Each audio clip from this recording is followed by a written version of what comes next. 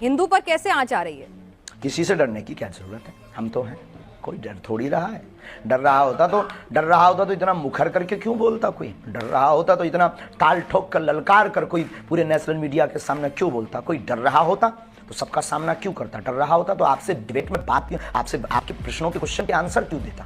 ठीक है, तो अगर डर नहीं रहे थे तो हिंदू डर नहीं रहा, हिंदू जग रहा। ठीक है, आपके ऊपर हिंदुओं को बहुत भरोसा है। अच्छा आप कह रहे हैं, धन्यवाद। एक मिनट धीरेन्द्र जी, आप कार्यक्रम मत छोड़िए, बस मुझे 5 मिनट दे दीजिए। मेरे मुश्किल से 2-3 सवाल और हैं, ठीक है? अब आप इतनी मुश्किल से मिले हैं तो आप और आपका और मेरा तो एक अलग रिश्ता भी नहीं, हम दोनों हमारे सामने बहुत कैमरा है, हम कार्यक्रम नहीं छोड़ रहे हैं, आप सामने आ जाओ, 2 से 3 तो मैं कह रही हूँ ना आपसे, बस मुझे एक बात बता दीजिए कि आप एक बात बता दीजिए, आपके अंदर लोगों की इतनी आस्था है, लोगों का इतना विश्वास है, लोग कह रहे हैं, मैं आप सोशल मीडिया जाएंगे तो बहुत सारे सवाल हैं आपके भक्तों के, हमने भी वहां पर धाम में जाकर भी भक्तों से पूछा, वो कह रहे हैं बाबा जी क्यों नहीं आ जाते सामने, बाबा जी क्यों नहीं जाके उनका चैलेंज स्वीकार कर लेते, दिक्कत क्या है? हमें बाबा जी पे पूरा भरोसा है, बालाजी महाराज पे पूरा भरोसा है, सांच को आंच कैसे? हमने चैलेंज एक्सेप्ट किया है। पहली बात तो उन्होंने कोई चैलेंज लीगली नहीं भेजा। अच्छा। ना कोई हमारे पास चिट्ठी भेजी, ना उन्होंने कोई अपना व्यक्ति भेजा। अब ये झूठी मूठ की बात है, कोई अपने घर के अंदर चूड़ी बजा करके नाचता रहे, नंगा नाचता रहे, हमें क्या लेना देना है? उनको दिक्कत है वो आ जाए। और रायपुर छत्तीसगढ़ हमारा क्षेत्र नहीं है कि हम घर में बैठ करके दुबक करके ललकार लें। ये 3rd प्लेस है, ना उनके बाप का ना हमारे बाप का। आ जाए, कल भी दरबार लगना है ठठरी। लेकिन धीरेन्द्र जी वो कह रहे थे क्या वो किसी न्यूट्रल बैकग्राउंड पे भी आने के लिए तैयार है? कोई ऐसी जगह जहां पर ना नागपुर हो, ना मध्य प्रदेश, छत्तीसगढ़ या छतरपुर धाम हो, कोई ऐसी जगह जो दोनों के लिए बिल्कुल वो बता दें। हम तो शिमला चलेंगे, हम तो दिल्ली हम कह रहे हैं आप न्यूज नेशन आ जाइए, आपसे मुलाकात का भी मन है, आप न्यूज नेशन आ जाइए, न्यूज नेशन के मंच पर आ जाइए। किलोमीटर है, ये झूठी बात। आप न्यूज नेशन आ जाइए, श्याम मानव जी को भी बुला लेते हैं और हाथ कंगन को आरसी क्या, अरे हमारे मेहमान बनकर आइए। कुआं थोड़ी चल करके पैसे के पास जाएगा। अच्छा नहीं प्यासा कुआं। हाँ तो आप कह दीजिए कि आप जैसे यहाँ न्यूज नेशन उन्होंने कैमरा भेज दिया, सुरक्षा की गारंटी आपकी और उनकी है। प्यासा कुआं के पास आता है, आ जाओ, दरबार खुला लगा, 4 लाख लोगों हम फिर महाराष्ट्र जाएंगे और वहां फिर ताल ठोक कर बुलाएंगे। यानी आप कह रहे हैं आप फिर से जाएंगे नागपुर? हमारे स्टूडियो क्यों जाएं? चलिए ठीक है, हमारे स्टूडियो नहीं आए, हम आपके पास आएंगे करने के लिए। आप आएंगे दिल्ली, फिर जाएंगे महाराष्ट्र जाएंगे। अच्छा धीरेन्द्र जी, एक सवाल ये भी उठ रहा है कि भाई आप आओ, क्योंकि प्यासा कुआं के पास आता है और हमारी श्रद्धा बोलेगी, हमारे गुरुजी बोलेंगे, हम आपकी न्यूज नेशन आएंगे और ताल ठोक करके आएंगे बहन जी। बिल्कुल इंतजार रहेगा। अरे हम सनातनी बब्बर शेर हैं, इंतजार रहेगा। लेकिन एक बात और बताइए, आप लव जिहाद को लेकर भी बहुत ज्यादा नाराज हो जाते हैं। भाई प्यार तो किसी को किसी से किसी भी वक्त हो सकता है, प्यार में धर्म, जाति, समुदाय के बंधन कैसे? सबके लिए।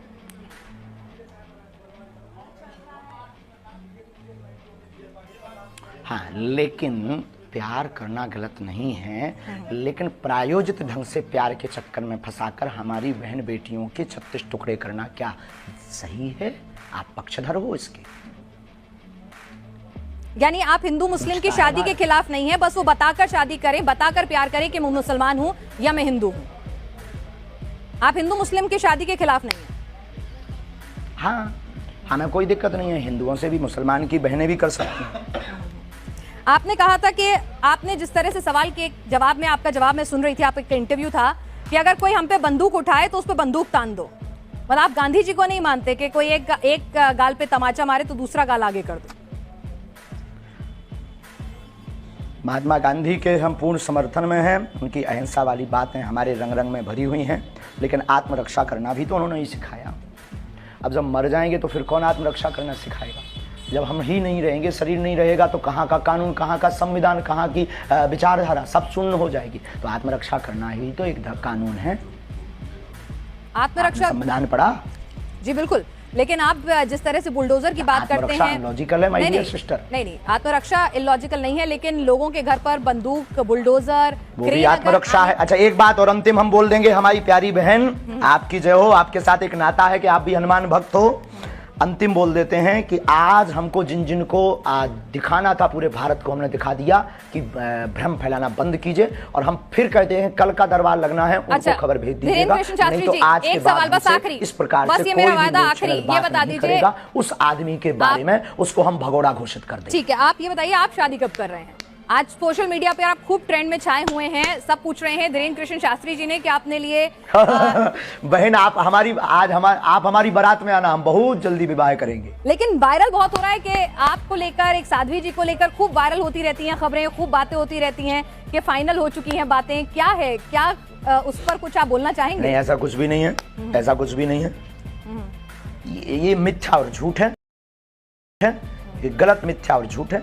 और जब भी करेंगे डंका बजा करके करेंगे। तो लड़की पसंद कर ली है आपने? बहुत बहुत धन्यवाद। अब आप सामने आएगा, कुछ बातें सामने समझ में आई। कल दरबार लगना है, अगर हो सके तो आपको बहुत प्रश्नों के उत्तर कल दरबार में मिल जाएंगे। आ जाओ, आकर के बैठ करके देखो। और फ्लाइट का टिकट आज रात को ही करवा लो, कल पनीर हम खवाएंगे बहन। चलिए धीरेन्द्र जी, आप हमारे साथ, आपके पास वक्त की कमी है। कंगन को आरसी क्या? चलिए, कंगन को आरसी क्या ये बताइए। कंगन को आरसी क्या? एक और सवाल आया है। दूध का दूध और पानी का पानी हो जाए। आपका ये इंटरव्यू लाइव जा रहा है, इस इंटरव्यू में एक सवाल और आया है तो वो और पूछ लेती हूँ। एक माइंड रीडर है, वो कह रही हैं कि हम भी माइंड रीडिंग करके हजारों की भीड़ में से नंबर बता देते हैं, नोट पे क्या नंबर लिखा है, क्या सीरियल ऑर्डर है, ये सब बता देते हैं। तो आप उनसे अलग कैसे हो? हम नंबर नहीं बताते हैं, बहुत बड़ी कृपा है ये हमारे ऊपर। ना तो हम मोबाइल नंबर बताते हैं, हम ना नंबर बताते हैं, ना ये कोई घोषणा करते हैं, ना हम कोई जादूगर हैं, ना हम कोई इन सब चक्करों में पड़ते हैं। और कृपा में और रीडिंग में, अच्छा रीडिंग ये होती है जब व्यक्ति सामने हो। आज हमने दरबार आपने देखा नहीं है, क्या है आपका जो अनुभव है? नहीं देखा है, हमने देखा है, हमने देखा है, हमने पूरा देखा है। आप पर्ची पर लिखकर बता रहे थे, लोगों के नाम बता रहे थे। किसी पत्रकार को कि हमने पहले से ही पर्चा बनाकर रख दिया था, अब ये माइंड रीडिंग से बाहर विषय। अच्छा, तो आप ये कह रहे हैं अगर मैं अपने साथ, ठीक है धीरेन्द्र जी, मैं एक आपसे पूछ रही हूँ कि अगर मैं अपने साथ 2 लोगों का लेकर आती हूँ जिनको पहले से नहीं बताती हूँ कौन वो लोग हैं, उनके बारे में आप अपने दरबार में सब कुछ बता देंगे? आपके पास वो दिव्य शक्ति है? देखो, जो हमें आज्ञा लगेगी, जो उनका प्रश्न मनोभाव का होगा वो हम लिख देंगे। जो हमें गुरु कृपा होगी, आपके कहने पर या आपके प्रमाण पत्र के लिए हम दरबार नहीं लगाएंगे। दरबार में लेकर आइए, राम नाम का उनसे जाप करवाइए, फिर अर्जी लगेगी। यानी मतलब आपका मन होगा तो बताएंगे, नहीं होगा तो नहीं बताएंगे, ये है ना मामला? 8 बज गए हैं, श्योर शॉर्ट कुछ नहीं है। फोन पे है क्या?